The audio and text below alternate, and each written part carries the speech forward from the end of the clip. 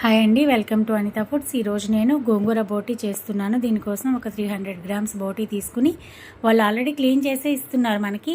So మళ్ళీ మనం ఒకసారి ఇంటి దగ్గర క్లీన్ చేసుకుందాము. వేడి నీళ్ళతో అయినా క్లీన్ చేసుకోండి, లేదంటే పసుపు వాటర్ వేసి అయినా క్లీన్ చేసుకుని ఇలా పిండుకుని పక్కన పెట్టేసుకోవాలి. ఇప్పుడు ఉల్లిపాయలు తీసుకుని, ఉల్లిపాయలు కొద్దిగా ఎక్కువ పడతాయి దీనికి. ఉల్లిపాయ టమోటా చిన్న ముక్కలుగా కట్ చేసి పక్కన పెట్టుకోవాలి. ఇప్పుడు నేను పుల్లటి గోంగూర తీసుకున్నాను. చిన్న చిన్న 3 కట్టలు తీసుకున్నాను. ఒక 50 గ్రాములు వస్తుంది. ఇది శుభ్రంగా 2 సార్లు వాష్ చేసేసుకుని స్టవ్ ఆన్ చేసి స్టవ్ మీద కడాయి పెట్టేసుకుని ఈ గోంగూర దానిలో వేసేసి ఒక చిన్న టీ గ్లాస్కి వాటర్ వేసి ఉడికించుకోవాలి. ఇప్పుడు పక్కన వేరే స్టవ్ ఆన్ చేసేసుకుని కుక్కర్ పెట్టుకుని ఒక 4 స్పూన్లు ఆయిల్ వేసేసుకుని సన్నగా కట్ చేసి పెట్టుకున్న ఉల్లిపాయ ముక్కలు అలాగే ఉప్పు పసుపు వేసి కలిపేసుకోవాలన్నమాట. కొద్దిగా ఫ్రై అయిన తర్వాత మనం ముందుగా కట్ చేసి పక్కన పెట్టుకున్న టమోటా ముక్కలు అలాగే 4 పచ్చిమిర్చి కూడా సన్నగా కట్ చేసి వేసుకోవాలి. ఇవి కూడా కొద్దిసేపు వేగనివ్వాలి. మధ్య మధ్యలో మన గోంగూరను ఒకసారి చెక్ చేసుకుంటూ ఉండాలన్నమాట, ఉడికిందో లేదో అని చెప్పేసి.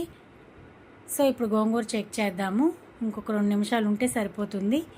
ఇప్పుడు ఇది పక్కన పెట్టేసి 1 స్పూన్ అల్లం వెల్లుల్లి పేస్ట్ వేసేసుకుని ఇందులో వాటర్ అంతా కూడా డ్రై అయిన దాకా వేగిన తర్వాత మళ్ళీ పక్కన పెట్టుకున్న బోటీ వేసేసుకుని ఇది కూడా ఒక 2 స్పూన్స్ 3 కానీ కారం ఎక్కువే పడుతుంది. గోంగూర పుల్లగా ఉంటుంది కాబట్టి కారం ఉప్పు ఎక్కువే పడుతుంది. వేసేసుకుని ఆ బోటీ మొత్తం వాటర్ అంతా పోయిందాక కొద్దిసేపు ఫ్రై చేసుకోవాలి. తర్వాతన ఈ గోంగూర తీసేసుకుని మెత్తగా మెదుపుకొని ఈ మెదుపుకున్న గోంగూర వేసేసుకుని ఉప్పు కారం చెక్ చేసుకుని ఇప్పుడు కలిపేసుకోవచ్చు.